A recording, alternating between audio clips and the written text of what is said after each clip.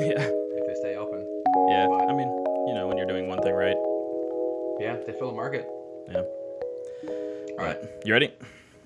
Yeah, you ready to start? Yep. Okay. Cool. Welcome back to the Games and Gains podcast.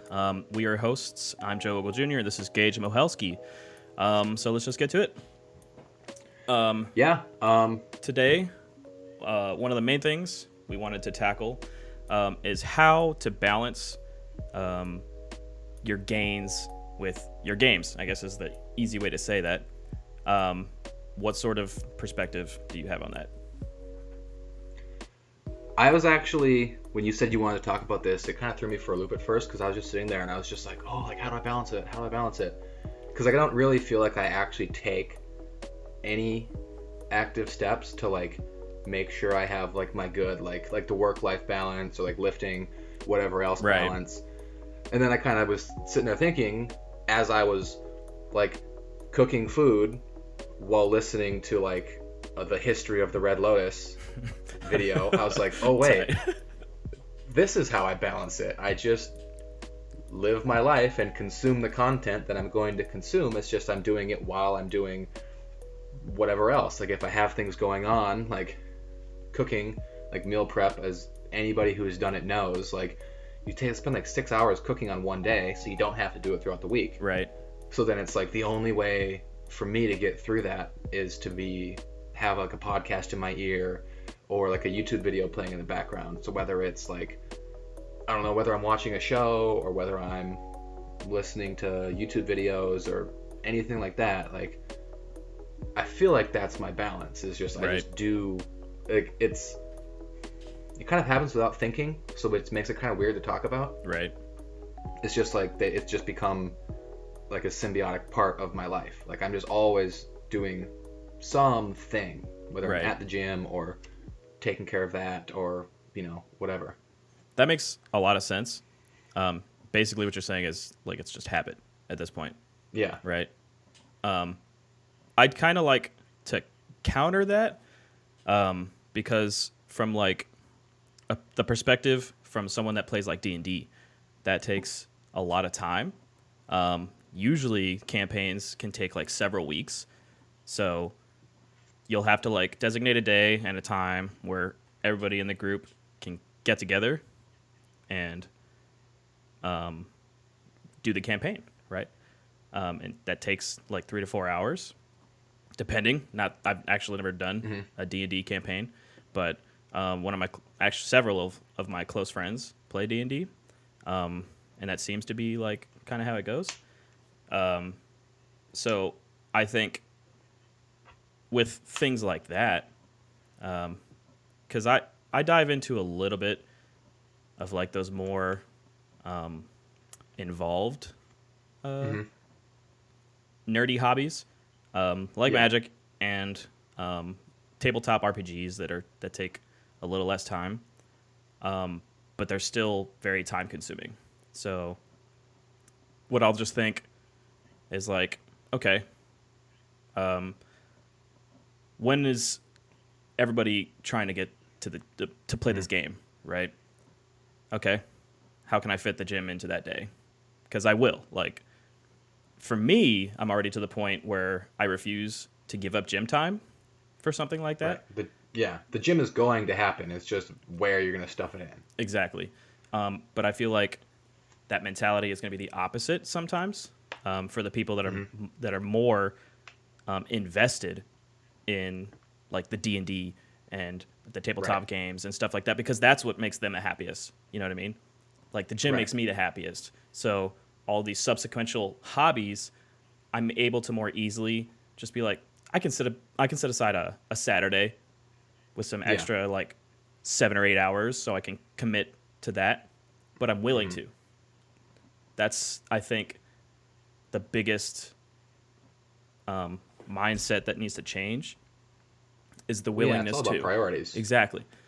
Because how many times have you had someone complain and be like, oh, like I just don't have time for X, Y, Z, whether it's the gym or whether it's reading or playing video games. Like it's all about what you make time for. Like there's a kind of a lot of hours in the day. Like you got a lot of time for stuff. You Yeah. know, it's all about priorities. Yeah. And So, I think that really brings up an interesting point is creating the priority. You know what I mean? Um, I guess let me clarify. When I discovered that I liked Magic, that suddenly became a priority. But I first had to give Magic a chance, right. right? I had to be like, all right, I'll set aside a Saturday with a few hours of time to go learn this new game. And once I played it, I was like, I need more time to play this game, right? But I gave myself the chance to learn that I loved that new game. And I feel like more people need to do that for a lot of different other hobbies. Or other Well, yeah, because hobbies. there's also like deciding, like, I mean, you can make a case that like, oh, like you just do what you do, but like at some point you need to decide like, okay, I'm to a point where if I'm gonna do this enough, like it needs to become a priority. Because like you can go to the gym, I don't know, like 2 or 3 days a week, and it's not really a priority, and like you might go or you might not go, and like that's really only gonna get you so far. Like Exactly. you'll if you don't go to the gym at all, like if you're like this guy or gal who like you just haven't really worked out in your whole life and you want to start, like awesome that you're starting, but if you just haven't done it very much, like you'll make gains going 2 or 3 days a week, but eventually you're gonna max that out. So you'll need to like look yourself in the mirror and be like, all right, like it's a priority or it's not. So making the decision to actually have something be like a real priority is, I mean, that's the probably the only way you can really force balance into it. Absolutely. And that also brings up another good point. Um, is I feel like for people specifically trying to start going to the gym or start working out or whatever, don't try to go every day. Every day, Oh yeah. like mentally, you're just gonna beat yourself down, and you're gonna feel like you're not getting any better, and you're definitely gonna feel like you don't have enough time. So Yeah. for me, I found that like I made my best gains when I dedicated at least 2 hours to the gym 3 days a week. Right? You don't. I if you're targeting, like, what am I trying to say? Basically, develop the habit. Once you've got the habit Yeah. for the 3 days, it's like, okay, I know how the gym fits into these 3 days, so I can adjust for a fourth. Yeah, because if you start off doing 6 days a week, just like 0 to 60, it's gonna be really easy to be like, oh, like I just don't have time for this, and then you just Burn like out after like you 2 months, maybe, Yeah, if like that. if you get that far.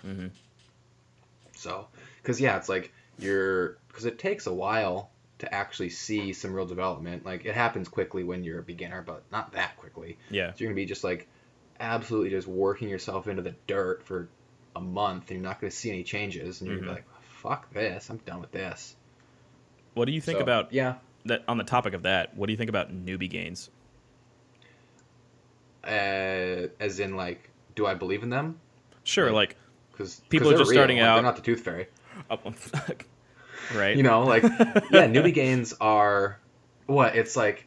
It's the first and last time you'll ever think you're big, because like you get your newbie gains and you're just like you're feeling yourself. You're like, I'm my own man now. Like I'm getting big. Like I remember when I first started lifting. Before I started lifting, I was maybe 150 pounds. Right. So 90 pounds less than I am right now. Like I was an absolute twig. And I got my newbie gains. It's like the first time you ever tack any muscle onto your little frame, and you're just like, I was like, $165 maybe, You're like, and I was just like, I'm and I was huge. just like, I'm probably the best looking guy to like ever exist ever.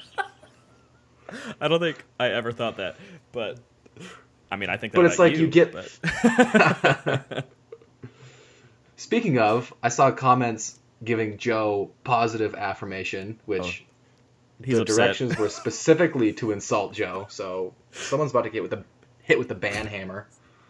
Just keep it But coming, guys. Keep pissing yeah, him off. He beats me. Yeah, the That's a nicer horrible you are joke. to Joe, the meaner I am. Yeah, I guess so.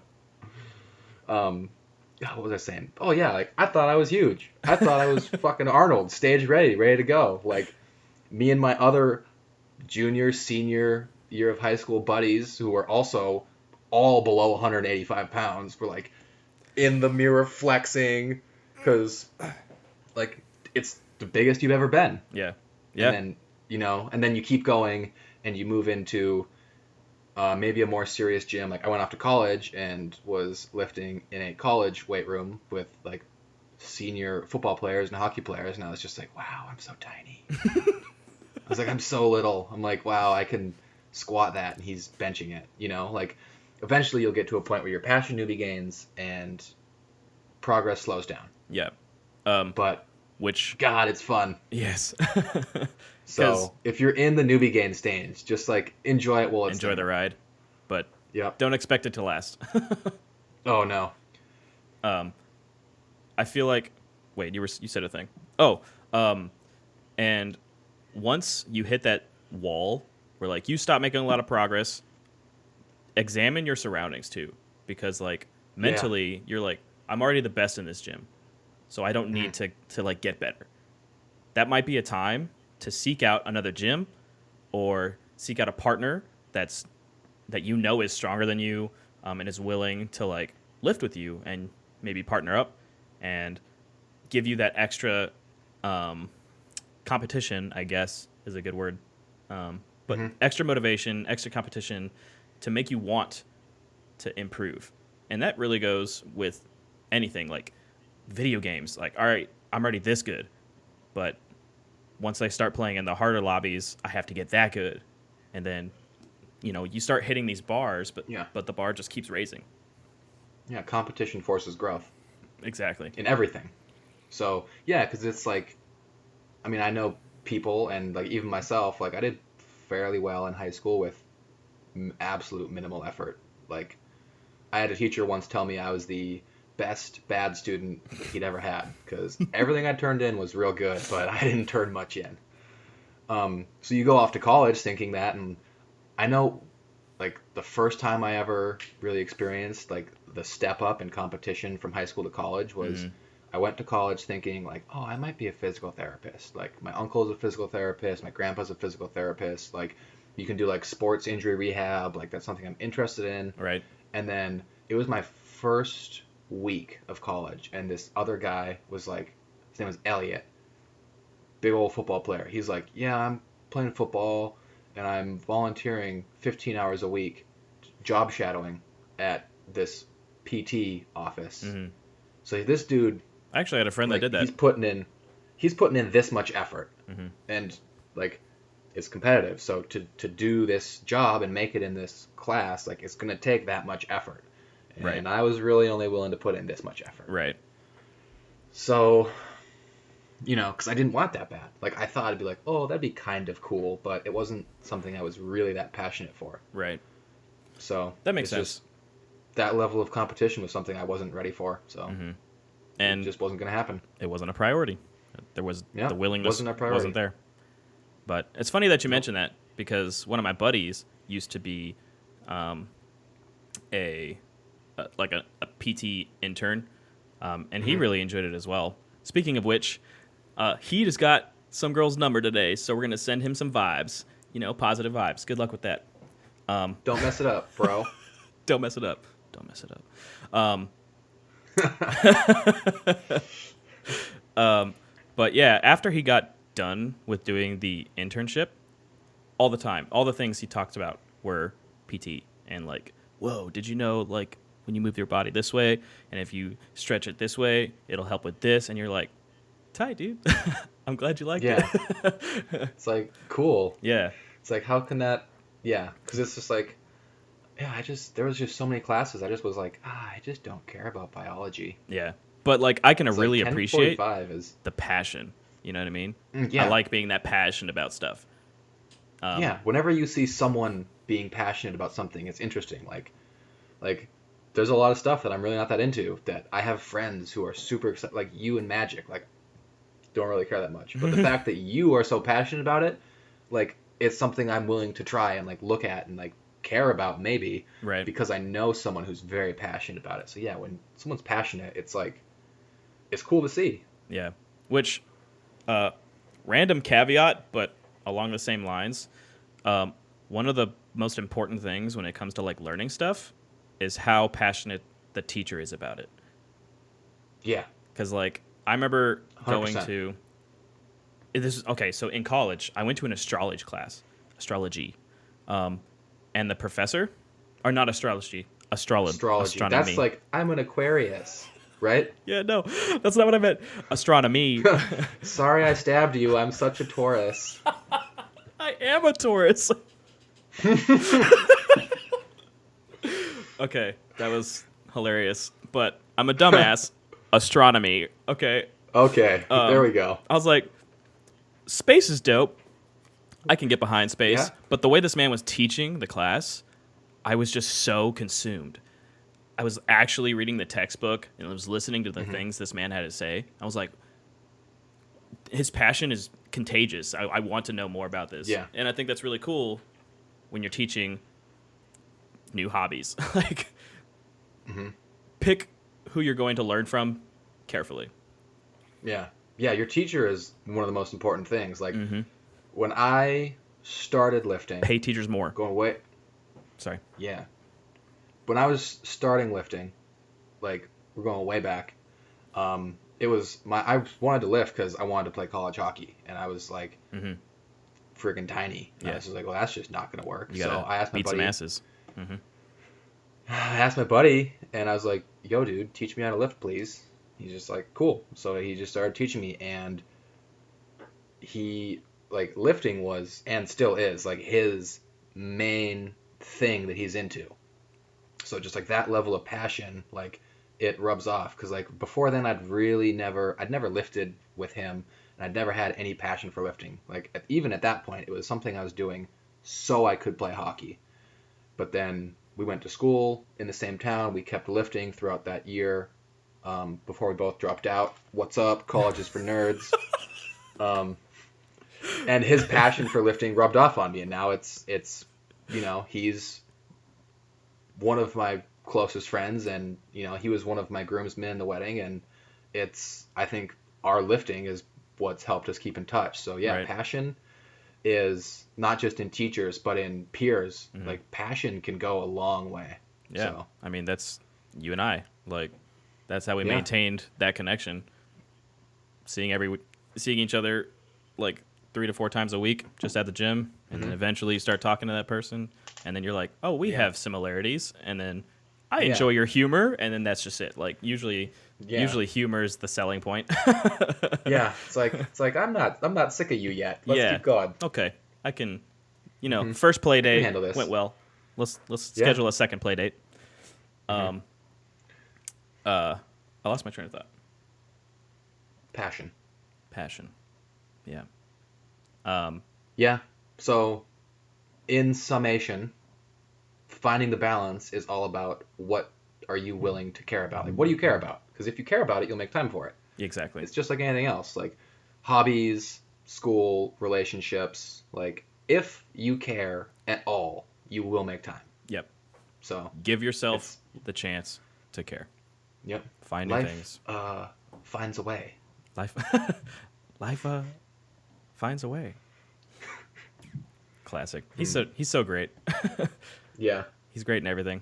I love him in Ragnarok. He's just so flamboyant and beautiful, and he's hilarious. Yeah. I thought Thor Ragnarok was pretty good. I didn't really like either of the other two Thor movies, which is a bummer, because I like Thor a lot. Yeah. Like, the first one was, it was just okay, and the second one, The Dark World, like, it was just okay. Like, I didn't hate them, but I definitely, like, I've only watched them once Interesting. each. Oh. Well, But Thor Ragnarok, so, like, Thor Ragnarok was, like, I watched them I thought it was both pretty good this to go. week. I watch Really? okay. Here's what people need to know about me. I watch the whole Marvel marathon minimum 3 times a year. That's a lot of movies. I do. That's so I'm just much. like, I'm sitting on the couch and I'm like, I've finished watching all the shows that I care to watch right now. I'm caught up. Yeah. It's about that time, and then put on Yep. Captain America. Yeah, it's like, well, just finished it, so time to start over. Exactly. Well, Yeah. I just watched Avengers: Age of Ultron yesterday, and I started Ant-Man today. How did you feel about Age of Ultron? I, as a movie, I love it. Most people hated it because they hated Ultron. Like, he wasn't super accurate to the comic books. And they hated that they chose, what's his name? Oh, the guy who voiced him? Yeah. That was my favorite part. I Yeah. love that guy voiced him. So, like, just from the way he chose to portray it, I appreciated it. He was funny. He was smart, like Ultron is supposed to be. The way he delivered his lines was super cool. I loved it, but Yeah. I'm Like, yeah. I don't think it was the best Avengers movie, but I thought it was kind of good. Like, Sure. I liked that he's like a robot, but he's like talking like a person would because it's supposed to be the super advanced AI. He's not a robot. Oh, what is he? He's technically a robot. Okay, there we go. Just Shut with up, a brain. Joe.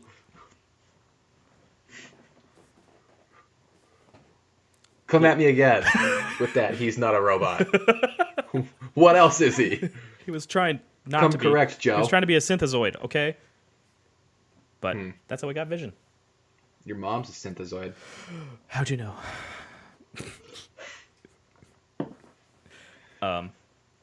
Speaking of Vision, I didn't. What's Disney Plus and Marvel are doing so many shows. Like WandaVision's a show now, which Is terrific. I haven't seen it. I need to be paying more attention if we're dare gonna be you. doing a podcast, honestly. Yeah, like you're making us look like fools. Well, I watch it, guys. I'm not the I'm only aware. one. I'm not the only one making us look bad. All right, coming at me. But so WandaVision's a show. Loki. Hawk. Oh, Loki's a show. Falcon. Falcon and Winter Soldier is a show. Like, all these big budget movie guys are going to TV shows now. freaking Disney Plus doing TV shows. Yeah.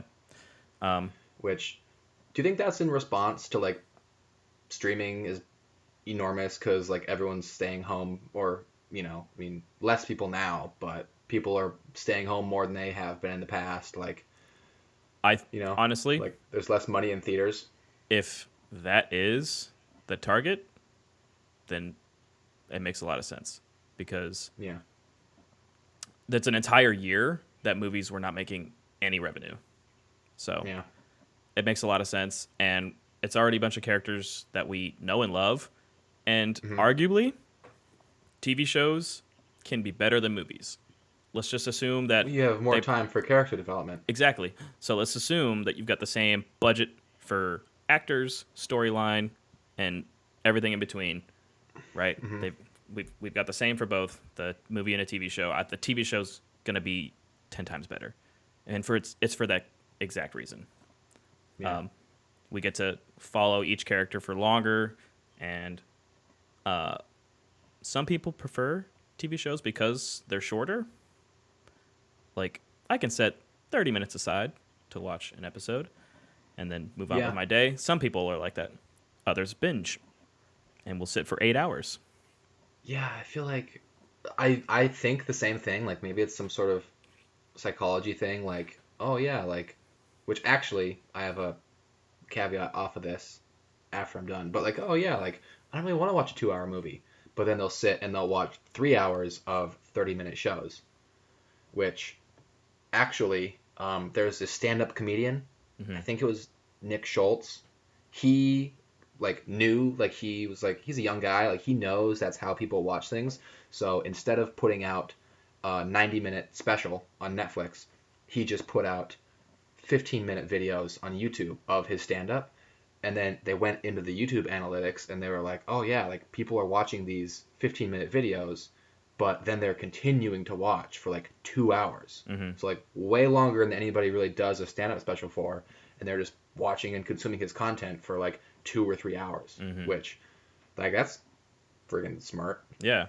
I feel like it caters to people's instant gratification sort of mentality, because like you get the climax much faster and you're like, okay, it's time for the next. Stop. All right. But it's you're chasing that high, right? Right. The serotonin. Yeah, it's like the instant gratification like of social media and anything else. It's just Exactly. like boom, quick, let's get going. And you don't have to go anywhere. You're already comfy, Yeah.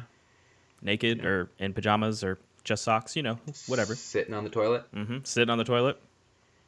Many a times have my legs fallen asleep. You get those weird elbow marks right behind your knees. You're just like, it's time to go. Try I to have a stand problem. and you're like a new baby deer. Yeah, it's like you like look at yourself in the mirror, you're like, you have a problem. Like, what's wrong with you?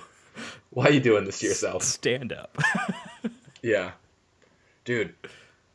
So when coronavirus first hit the fan, like back in March, me and Nicole, we both got sick. Oh, that's right. And I remember you telling me that. So we had community acquired pneumonia during a pandemic as both healthy 20-something-year-olds because the Army didn't want to test. So we went to the Army hospital and they were just like, listened to us and they were like, yeah, you have pneumonia. I'm like, you didn't even x-ray our chests. Like, that's how you tell if you have pneumonia. You didn't They're do like, the yep, things. you have pneumonia. You didn't do the thing. Oh, but the nurse there, like, talk about terrible bedside manner. She has, like, the big brain probe. And she was, like, holding the package. She was like, this is going to hurt. I'm just like, that's not usually what nurses say. Like, take a usually deep they're breath. just like, oh, You're going to feel some you're pressure. Gonna feel some pressure. Yeah. She's like, this is going to hurt. This will She's suck. like, I've had people cry. I'm just like, are you doing it right? Maybe you suck at this. I was like, yeah, like, I bet you could make it hurt if you just, like, cram it up in there, but... So they didn't test us. They were like, yep, go home. You had community-acquired pneumonia. And then I couldn't go to work for a few weeks, so I watched so much YouTube. I'm pretty sure I watched everything that there is on YouTube in that, like, 3-week stint at home. Just click on the trending page. What are people liking? I'm just kidding. Yeah, you didn't even know about that. I didn't know trending page was a thing until yesterday when someone showed me. But yeah, I would just be like, watch videos. I'm just like, well, I'm just going to leave autoplay on and see what it shows me. Well, speaking of COVID, you and one of our viewers mentioned built a DIY squat rack. How was that? On one hand, it was amazing. And on the other hand, it was terrifying. Because you got I don't know gym equipment at home that's made of wood. Yes. There's the other hand. Continue. Yeah, I sent Joe a video of me using it, so I think he can, or our tech guy can overlay that while I'm explaining it. Yeah, the tech guy that we pay a lot of money for. Yeah, he's overpaid, I think. But it was what it was is, and you can find videos on how to make it pretty easy, but it was just 2 5-gallon pails with a series of 2x4s. There's a real tall one, and then a slightly shorter one, and then right in front of that, like a slightly taller one. So it would kind of create like that J cup for the bar to sit in. Right. Except when I made them, like, I did a pretty good job, I think. Except for the issue with concrete is that sometimes when it cures, it'll expand a little bit. So it's in a bucket, so there's not really anywhere for it to go except for wherever it wants because it's concrete. So the bottom of one of the stands was ever so slightly, like, bowl-shaped. Ooh. So I'd go in, to rack the bar and it would after squatting, and one of the squat stands would just be like, oh, like, you gotta be quicker than that. They would, like, get away from me, so I'd have to, like, put the other one side on and then, like, take a step forward and, like, jimmy it in there. That's horrifying. So, and if I remember correctly, it keeps you on your toes. Yeah, literally. But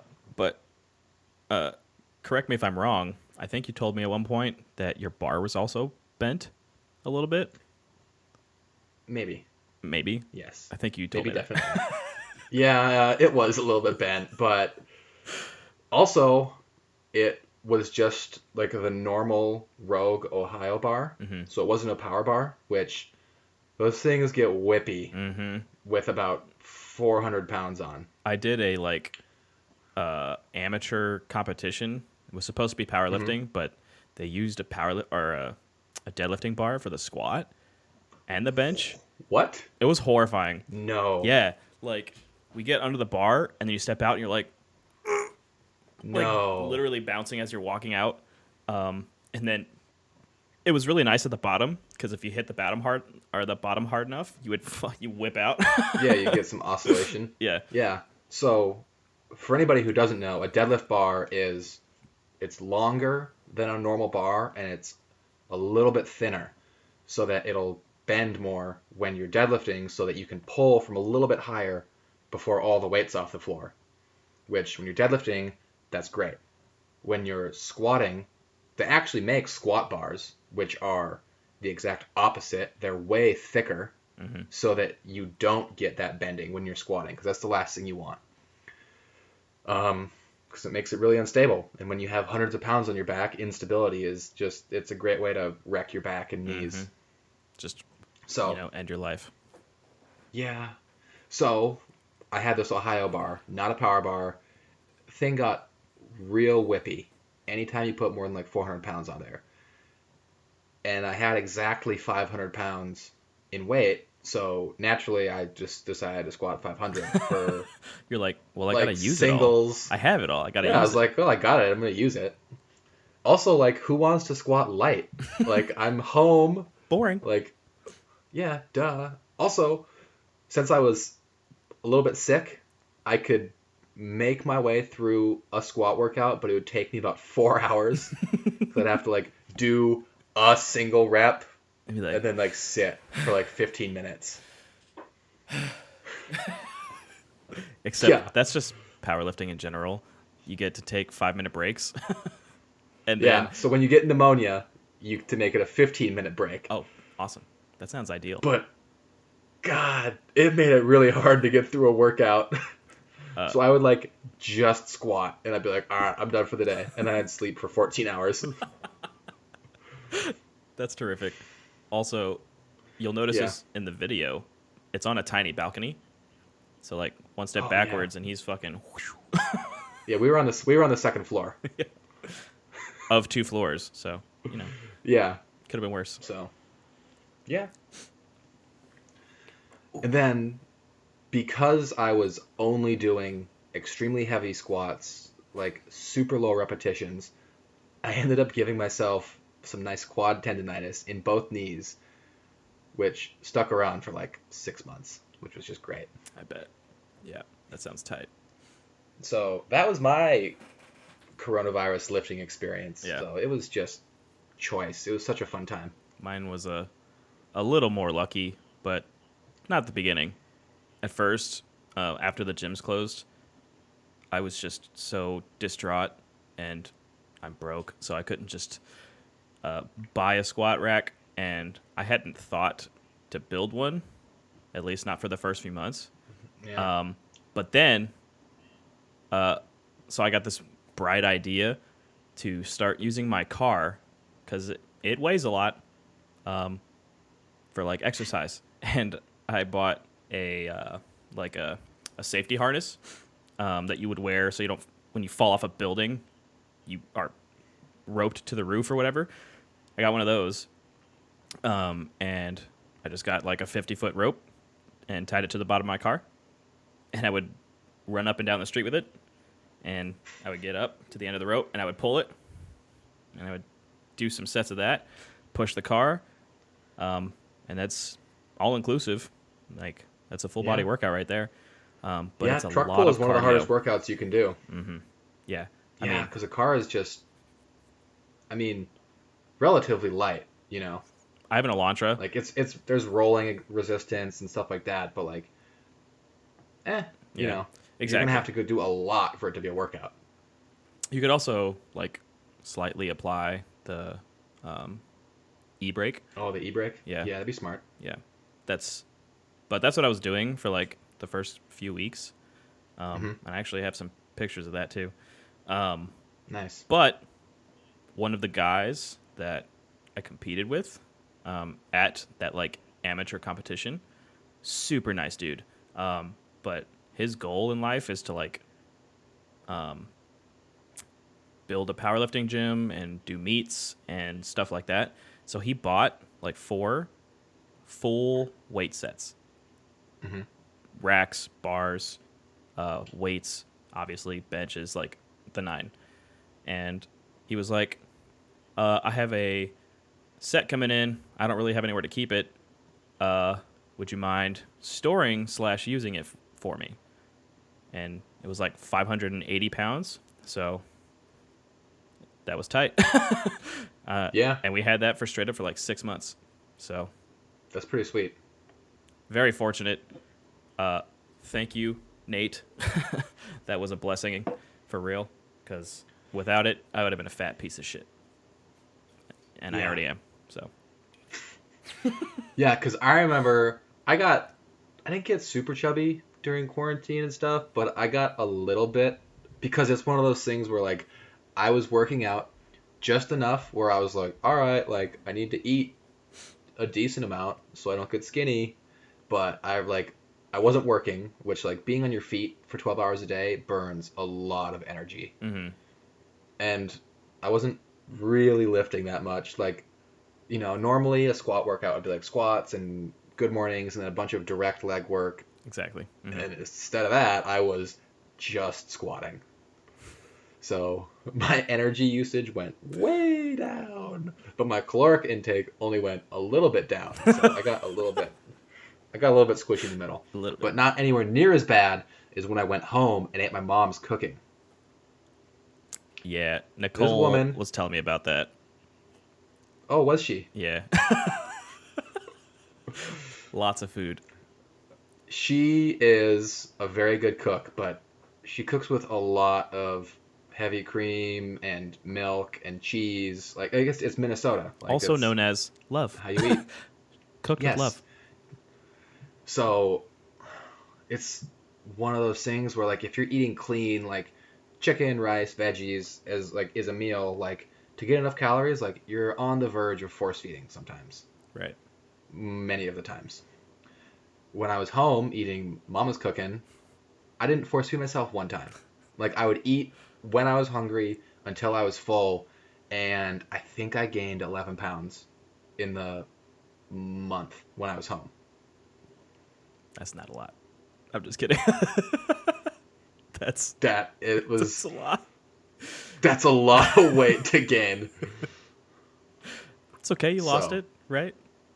Some of it, You got to maintain some of it, you know. yeah. I don't More wanna be weight skinny. means more muscle. That's how Yeah. it works. Some of it. I mean, I was actually at John's house lifting. I might have a picture or video that we could put on overlay, but he has a full squat rack in his living room, which I think his stepmom told me the story when I was there. It's like she just came home one day and John and his dad, John Sr., had just rearranged the living room, and there was a couch in the yard and there was a squat rack inside. In the yard? There was nowhere else Yeah. to put it? It's not the biggest living room, and they already had one couch and a chair. That's hilarious. So, I mean, priorities. yeah, it was, Priorities. yep. And, I mean, John's super strong because he just lifts in his living room. But that was pretty cool. I actually hopped in a squat suit while I was there, which is friggin' terrifying. It's like, also miserable. Like, you never feel more choked than when you're in a squat suit. yeah, like, so once again, for anybody who doesn't know, squat suit it's kind of like a tight wrestling singlet, but it's made out of like canvas or like a thick material that doesn't stretch. So as you like go to squat down and get down into the hole, it compresses like all the bendy meat parts. and stuff, and just like binds it up, and it helps. It just supports you down on the bottom.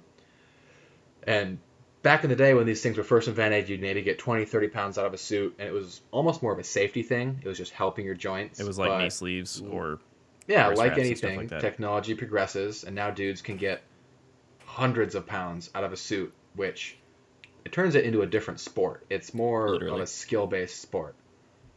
Interesting. Because using the suit is because like the first day you hop in a suit, you're gonna get something out of it, but not anywhere near as much as someone who's your same strength could be using the exact same suit and get a lot more out of it just because they know how to use it. Like, yeah. So, like, but I got about 100 pounds out of that suit that day, and that was scary. Like, you get down to the bottom, and the pressure, like, you've been in a suit before, the pressure is so intense that, like, your face is purple, and you kind of start to get the toilet paper tube vision. And you're just like, The suit I'm in danger. is intended to hurt you. Because when you take it off, you've immediately got bruises. Like, all of your bendy parts. On your parts. thighs. Exactly. I remember I literally had a ring. I had a ring all the way around my thigh. It was purple and awful. And that was just a single ply. I think I sent you a picture of me. Yeah. Single ply is, I mean, these days, single ply is friggin' intense. It's way more than single ply used to be. But yeah, I think I sent Joe a picture of me laying spread eagle on the floor with like big black and purple bruises, like lines across my thighs. He was just like, how's that suit feeling? Or not good. When you but it's fun. When you came to bench at IHF and you had your bench shirt, that was just like, I was uncomfortable watching you put it on because it's just like yanking your shoulders and you're literally like this. You're like, all right, put me under the bar. Yeah. As soon as you're in gear, you're kind of a diva. Like, you can't really do very much for yourself. You're like, do this for me. Scratch my nose. It's like, hey, Joe, I have to pee. Come hold it for me. But it's like it's hard to wrap your wrists by yourself. It's hard to chalk your hands by yourself. Like, it becomes... You literally can't reach anything except for the bar. Like, yeah. It makes sense. I mean, like you said, it's a different sport. Yeah. Like, it's... Like, it's not the same as... Like, it looks different than raw powerlifting. It's, it's just way different. Which I think is part of why it's not anywhere near as popular, because I'd be willing to bet that 99% of our viewers, if they've seen powerlifting at all, they've seen raw powerlifting, which is just normal powerlifting. Belt on. Yeah, it's normal powerlifting, but even though it didn't exist until like 2012. Yeah. Because before that, it was all equipped. There was no raw powerlifting. But yeah, it's raw powerlifting is more accessible. It's way more normal. If someone's just getting into the gym, it's it's something that you can see and be like, oh, I'd like to try that. That doesn't look like I'm hurting myself for fun, even though it secretly still is. We know. Yeah. Yep. But off of the topic of powerlifting, I got some comments in defense of the DC movies yesterday. Did you now? Yeah, and from some brave souls. Some brave souls. Yeah. But they made a good point. Shazam was a terrific. That one was good. DC movie. That was good. Yeah. Zach? What's his name? I can't remember, but he did a great job. He was hilarious. The kids was hilarious. Both of them, I guess. Yeah, that was a good movie. Because it was light and fun and like, It's definitely, now that you mentioned that, it was a lot less like regular DC movies. Yeah. And I wonder why that is. Are you actually wondering why, or are you trying to segue into a conversation? I totally genuinely wonder why. Because that was very Marvel-esque. I think not why that one was light, but I think that DC kind of goes darker because intentionally. You remember the Christopher Nolan Batman trilogy? super dark. Also, like Batman's DC. Those three movies are amazing. Like flawless. Well, not flawless, but The Dark almost Knight. flawless as far as movies go. Like The Dark Knight, like Well, everything about those movies, like those movies are so good. well, I mean, a lot of people hated Batman Begins for good reason, and uh, I thought it was fine. It's I kind like of that one. it's it's it's okay. Dark Knight Hmm. and Dark Knight Rises, Yeah. incredible. Heath Ledger's Joker, in my humble opinion, is the best Joker, and there's no one that's going to Yeah. convince me otherwise. I don't think there's very many people trying to convince you otherwise. I mean, some would Like argue for the that's Jack Nicholson Joker. mm, They're just I different. guess I could They're see just that. different. Yeah. What'd you think of the Jared Leto Joker? I don't think he had enough screen time to be Mm-hmm. properly critiqued. He Mm-hmm. literally had like 5 minutes, 10 minutes of screen time. Yeah. His Joker was very unique. Yeah. I think, He kind of looked like he was trying too hard to be unique, in my obviously very professional opinion. obviously, Hmm. um, But yeah, he wasn't really on screen very much, so it's hard to. yeah. See, I kind of appreciated the like more gangster look that he had with the tattoos that he had, and Hmm. just he was just a different type of, I guess he was a literal gang lord in that. Yeah, well, kind of more like maybe like more of like a comic animated style, like more like flamboyant, like the Clown Prince of Crime, like kind of something more like that. Maybe. Just because it was more like because in comics and like the Batman animated series, Joker always had like all his henchmen, and Hmm. like in Dark Knight, like there was Joker henchmen, but he seemed more like a lone wolf Okay. a little bit. I thought. Quick caveat. I sort of retract my best Joker statement, and I'm going to go ahead and give it tied for first with Mark Hamill's Joker voice. Oh yeah, that one is good. He has the best Joker voice. Like, there's no replacement. None. Yeah. Well, that's like what you think of, because at least me, because like that's what I grew up, like that's what was on TV. Yeah. And it's So quality television. Like, people still watch that. yeah, I still watch it. It holds up. Exactly. That and Batman Beyond. Super awesome. I used to love those shows Hmm. on I used to Toonami. have, I used to have a when I was like 4. I used to have a Batman Beyond Halloween costume that I wore everywhere. That's so sick. I spent so much time running around the woods in my Batman Beyond costume and my rubber boots. What if you got shot? Just, It's Minnesota. I mean, I was a 4-year-old running around like my parents' property. Okay, that's fair. So if I'd been shot, it probably would have been by the only other 2 people who live there. And then I've got pretty big problems. This could have been very dark. The show's not over, Joe. Yeah, but those still hold up. Those Yeah. are still good cartoons.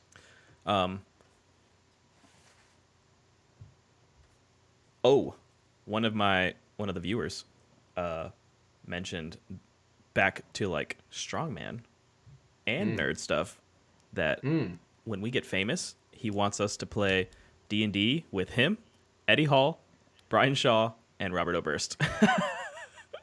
Do you think we could convince I those dudes to play?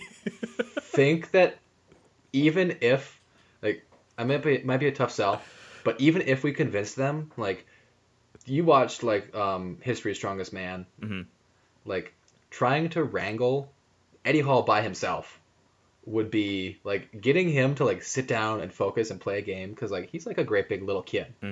Oh yeah, He's got a lot of energy. He does. Like getting him to sit down and focus on anything for that long would be a feat by itself. but Like Brian imagine Shaw, how he's entertaining like real that would smart. Yeah, like Brian Shaw seems really smart and calculating and like just really intelligent and like thought out. So like I could see him like getting into it, but I think it would turn into us and your friend and Brian playing, and then it would be Eddie and Robert fucking with each other the whole time. Probably. That So, sounds pretty accurate. Brian Shaw trying to get yeah. the rules just right, and then Robert Oberst poking Eddie Hall, and then Yep. them just going at it. Yep. Yeah. I think And that's it's going to be like, I want to roll the fuck up. Robert Oberst rolls a nat 20. He just beats Yeah. Robert Oberst's ass. No, that'd be really funny. Yeah. Maybe someday. That'd be cool. That'd be very interesting. It would like finally bring the two worlds together with famous people. Yeah. It'd be the ultimate Tip to tip. combination. Yep, of what we're doing. Oh. But Yeah, man. I think it'd be cool. yeah, I mean, that's a ways out, unless we can, really appeal to them as underdogs. Be like, please, sir, Yeah. come help our channel. episode 3, it's gonna be lit. Yeah. So, hey, this is our call. Brian Shaw, Eddie Hall, Robert Oberst, the American Monster. Mm-hmm. Come on our show and play games with us. Play games. It'll totally be It'll be worth it. It'll be a worth smart career move. it. It'll make you guys seem more interesting. Not to say that you're not. Yeah. And on that, I think we should end the episode. Yeah, I think you're right. Before you get anybody else wanting to come beat us up. Yep. So thanks for watching again. As always, if you have any questions or anything you want us to touch on during our podcast, feel free to hit us up. Subscribe and share it with your friends. Yeah.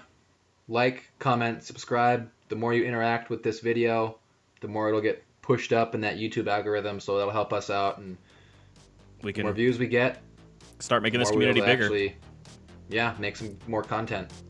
Absolutely. So, So thanks for coming.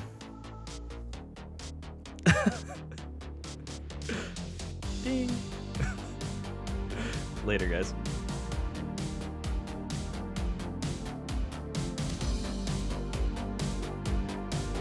I'm going to stop recording voice.